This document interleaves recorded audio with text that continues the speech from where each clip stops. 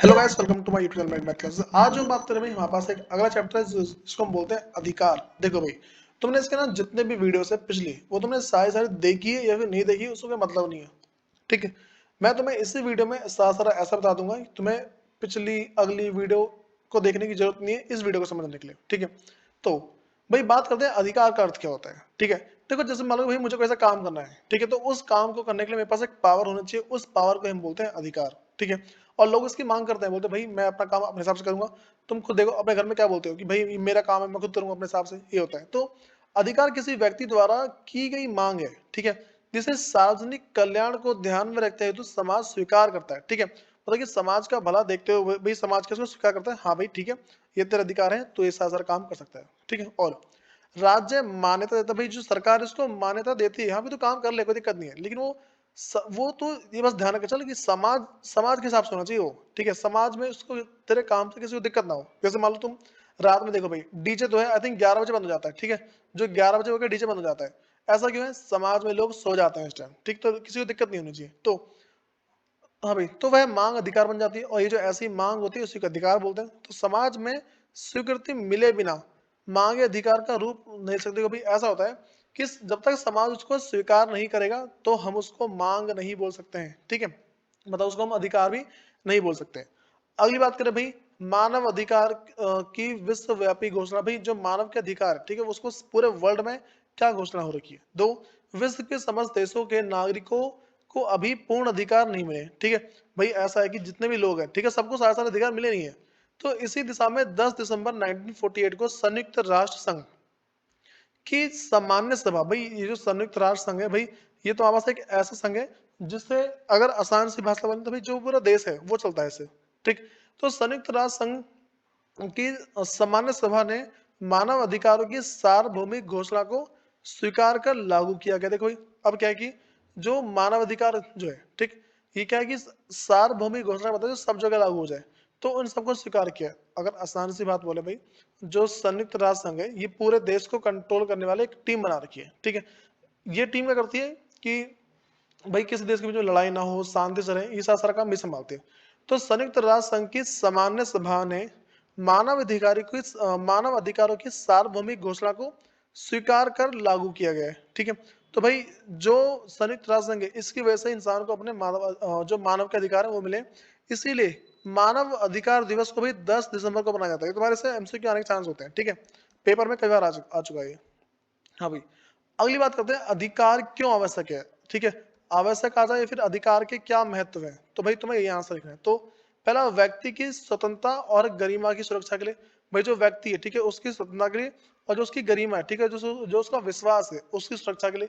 दूसरा, लोकतांत्रिक सरकार को सुचारू रूप से चलाने के लिए, जनता के द्वारा जो चुनी गई सरकार है उसको सही से चलाने के लिए अधिकार की आवश्यकता है। अगला, हाँ भाई, व्यक्ति की प्रतिभा व क्षमता को विकसित करने के, भाई जो व्यक्ति है, ठीक, उसकी जो प्रतिभा है, उसकी जो मान लो जो इच्छा है, ठीक, उन सबको या फिर जो उसकी जो क्षमता है, ठीक, उन सबको विकसित करने के लिए। अगली चीज भाई, व्यक्ति के संपूर्ण विकास के लिए, जो व्यक्ति हो पढ़े लिखे अच्छी नौकरी पाए, ऐसे विकास के लिए।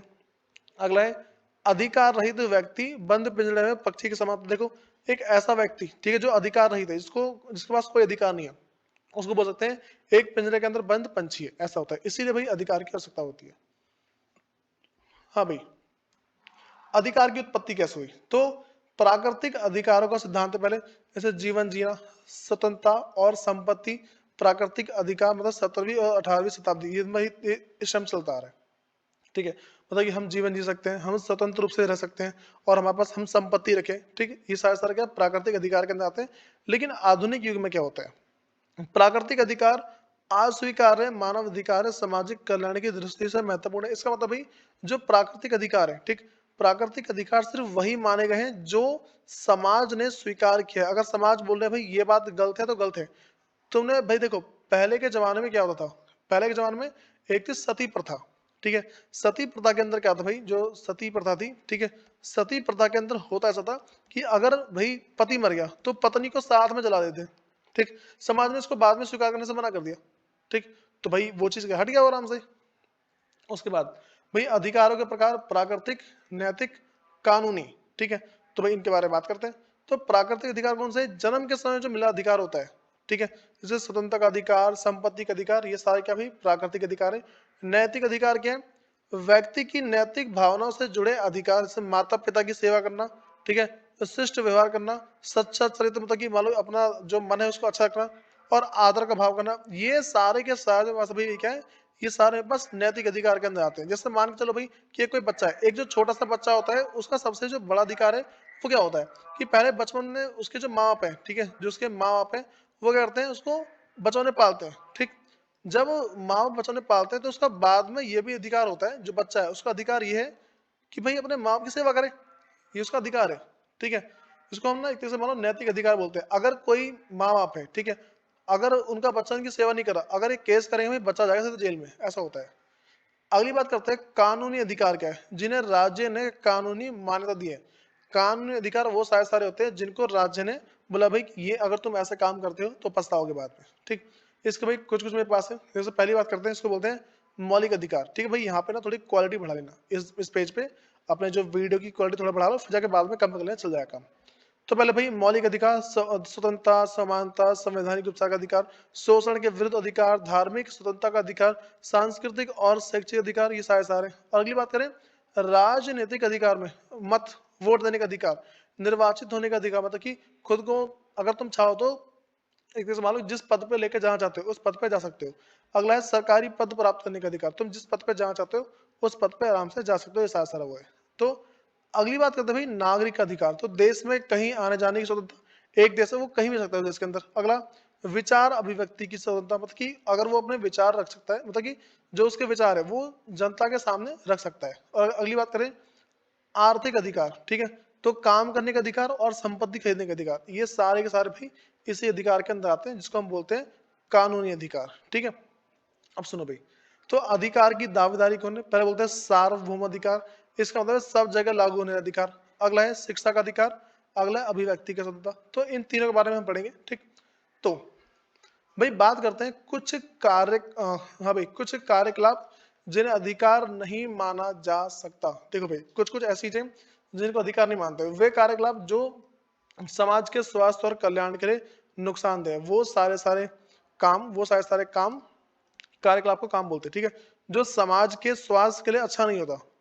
जैसे धूम्रपान करना, ठीक है, और नशीली या प्रतिबंधित दवाओं का सेवन करना। तो भाई कोई सी नशीली चीज है या फिर मान लो कि ऐसी चीज जिसको सरकार ने बैन कर रखा है, ठीक, उन सब का सेवन करना, ये सारा अधिकार के अंदर नहीं आता। भाई अगली बात है अधिकार और राज्य। तो अधिकार एकमात्र राज्य की सृष्टि है। अधिकार भाई वो क्या है कि ना एक राज्य इसकी सृष्टि है, उसका एक मान लो एक रूप है। तो किसी अधिकार का कोई अस्तित्व नहीं है जब तक उसे राज्य मान्यता ना दे हुए को। मेरे पास कोई सा अधिकार है, जब तक उसको राज्य या फिर जो सरकार है, अगर सरकार उसको स्वीकार नहीं करेगी तो उसकी कोई कीमत ही नहीं है, ठीक। अगला, राज्य अधिकारों को शक्तिशाली बनाता है और दुरुपयोग होने से भी रोकता है। देखो भाई जो राज्य है वो किसी भी अधिकार को शक्तिशाली बना सकता है और दुरुपयोग होने से भी रोकता है, ठीक है। मानो भाई एक इंसान के पास अधिकार है कि वो अपना पैसा कमा के उसका जहां उपयोग करना करे, लेकिन अब इंसान है वो पैसा कैसे कमा रहा, चोरी करके कमा रहा पैसा।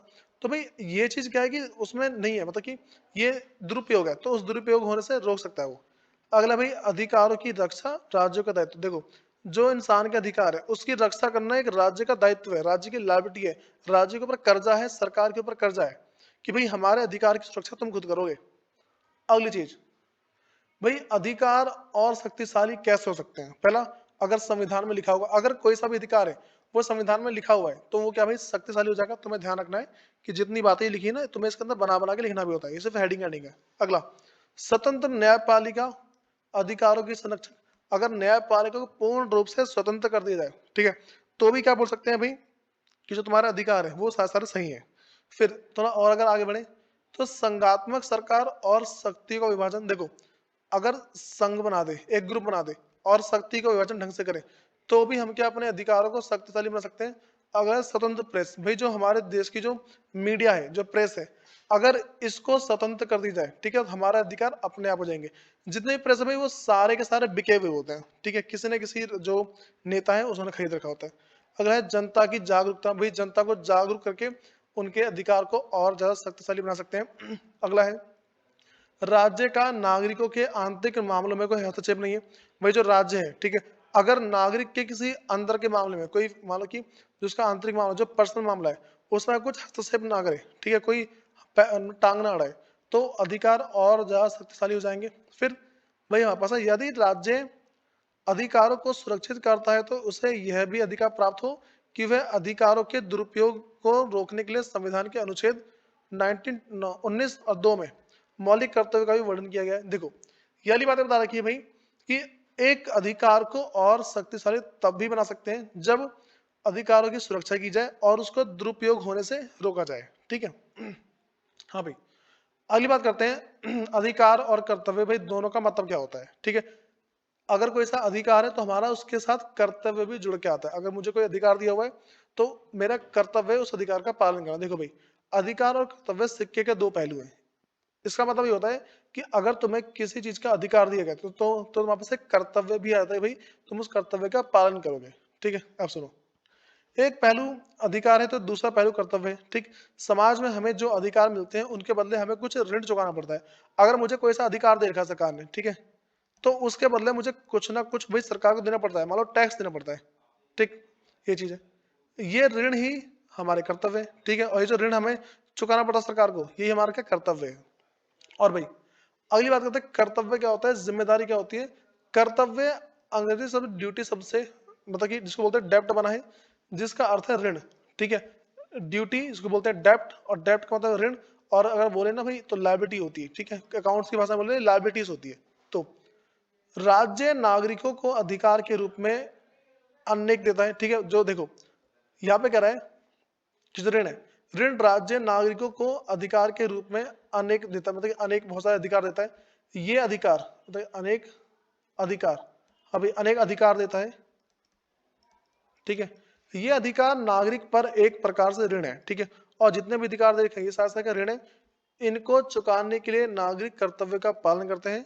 मनुष्य के अधिकारों को दूसरे मनुष्य के द्वारा मान्यता देना कर्तव्य। देखो भाई, ऐसा होता है अगर हमारे पास कोई सा अधिकार है ना, ठीक, तो उस अधिकार के बदले हमें कुछ चुकाना भी पड़ता है, ये ध्यान रखे चलना, ठीक है। अब सुनो भाई, अगली बात करते हैं कर्तव्य के प्रकार क्या होते हैं, ठीक है। तो पहले बात करो भाई, अच्छा यहाँ पे ना इस वीडियो पे क्वालिटी बढ़ा लेंगे अपने वीडियो की।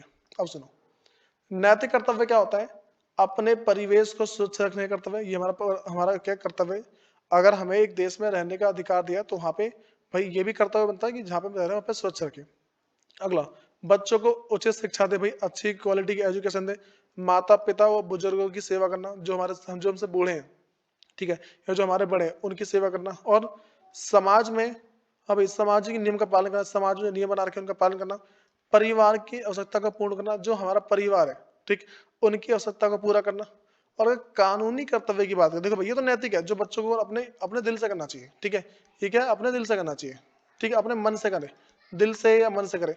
लेकिन अगर कानूनी कर्तव्य की बात करते हुए तो मेरे पास पहले संविधान का सम्मान करना, जो हमारे कानून है उसका सम्मान करो। नहीं करोगे भाई, अगर तुम कोई सा जो कानून बनाया अगर तुम उसका उल्लंघन करते हो तो तुम्हें सजा जरूर मिलती है। अगला है राष्ट्रीय ध्वज या राष्ट्रीय गान का सम्मान करना, जो हमारे देश का जो झंडा है उसका सम्मान करना। अगर तुम किसी पुलिस वाले सामने झंडा फाड़ दो तो तुम्हें जेल हो सकती है भाई, या फिर मान लो किसने कंप्लेन कर दी तुम्हारी तो भी तुम्हें जेल हो जाएगी। और हमें जो हमारा राष्ट्रीय गान है उसका सम्मान करना। अगली चीज, कानून व व्यवस्था बनाए रखना भाई, जो भी कानून है उसको ढंग से चलने देना, नियमित रूप से कर देना। जो हमें टैक्स पे करना होता है, ठीक है, वो जब जब हमें भरना है वो भर देते हैं भाई। टैक्स को ना देने के लिए कुछ मतलब कि एक इनकम थोड़ी ज्यादा होती है तभी टैक्स भरते हैं, यानी कि सब टैक्स दे रहे हैं ऐसा नहीं होता।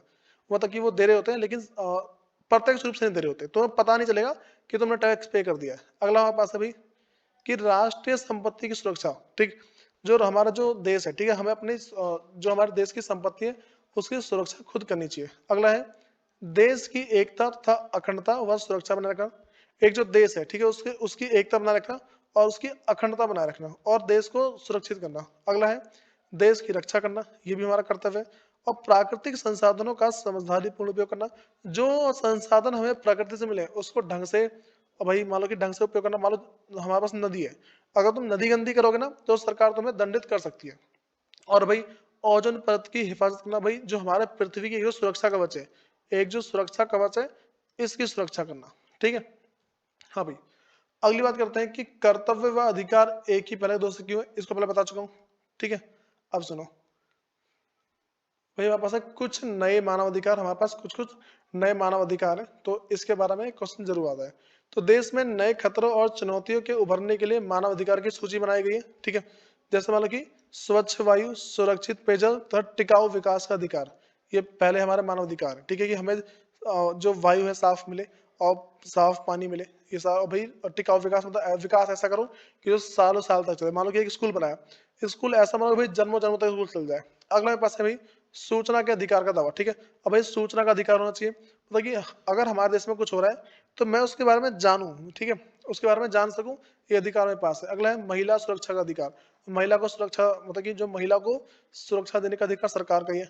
अगला भाई समाज के कमजोर लोगों के लिए शौचालय की व्यवस्था, भाई वो लोग जो एक तरीके से मान लो कि खुद का शौचालय नहीं बनवा सकते, उनको ये सब प्रदान करना। अगला है बच्चों को खाद्य संरक्षण शिक्षा का अधिकार, भाई जो बच्चे हैं, ठीक है, उनको खाद्य संरक्षण मतलब कि खाद्य मतलब कि जो खाने पीने की चीजें वो, और जो संरक्षण मतलब कि मान लो रिजर्वेशन मान लो या फिर शिक्षा का अधिकार मान लो, ये सारे सारे प्रदान करना। अगला है इसको बोलते हैं भाई शालीन जीवन यापन करने के लिए आवश्यक स्थिति, भाई शालीन का मतलब है एक अच्छा जीवन, ठीक है, एक अच्छा जीवन यापन करने के लिए जो जो चीजों की आवश्यकता है वो सारा का सारा प्रदान करवाना, ठीक।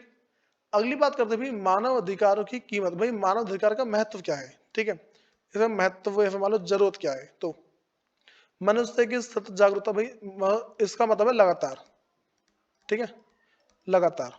तो मनुष्य की जो एक तरह से मान लो जो मनुष्य है, ठीक है, उसका हाँ भाई उनको क्या लगातार रूप से जागरूक रखना, उन्हें हर चीज के बारे में बताते रहना। अगला है किसी भी व्यक्ति को मनमाने ढंग से गिरफ्तार नहीं किया जा सकता, गिरफ्तारी के लिए उचित कारण देना जरूरी। लेकिन भाई देखो इस चीज को मानते नहीं है, ध्यान रख चलना, ठीक है। जो जितने भी संविधान लिखे, जितने कानून लिखे, उनको सब नहीं मानते। जो हमारे देश के जो नेता वगैरह तो खुद नहीं मानते भाई, तो इंसान क्यों माने फिर, और जो सिंपल इंसान है वो क्यों माने। अगली बात है अपराधी से अपराध की स्वीकृति प्राप्त करने के लिए उत्पीड़न उचित नहीं है। देखो भाई जो अपराधी है, ठीक है, उससे अपराध की कोई स्वीकृति प्राप्त करने के लिए उत्पीड़न उचित नहीं है। देखो कोई सा अपराधी है, ठीक है, हम क्या है कि उसको जबरदस्ती नहीं बोल सकते हाँ भाई तूने काम किया है, ठीक है, उसको प्रूव करना होता है। अगली बात हमारे पास है कि भाई नागरिक के लिए यह आवश्यक है कि यह सतर्क रहे, अपनी आंखें खुली रखे, अपने अधिकारों और स्वतंत्रता की रक्षा के लिए हमेशा जागरूक रहे। देखो भाई होता ऐसा है, नागरिक के लिए बहुत ज्यादा जरूरी होता है कि वो सतर्क रहे, मतलब हर एक चीज को सतर्क रहे, अपनी आंखें खुली रखे, कोई सा काम कर रहा है अपनी सूझबूझ से अपनी समझ से करे, और अपने अधिकारों और स्वतंत्रता के लिए स्वतंत्रता की रक्षा, हाँ भाई स्वतंत्रता की रक्षा के लिए हमेशा जागरूक है, मतलब कि जो जो उसके अधिकार है, ठीक है, और जिस चीज से उसकी स्वतंत्रता छीनी जा सकती है उन सब की वो खुद रक्षा करे।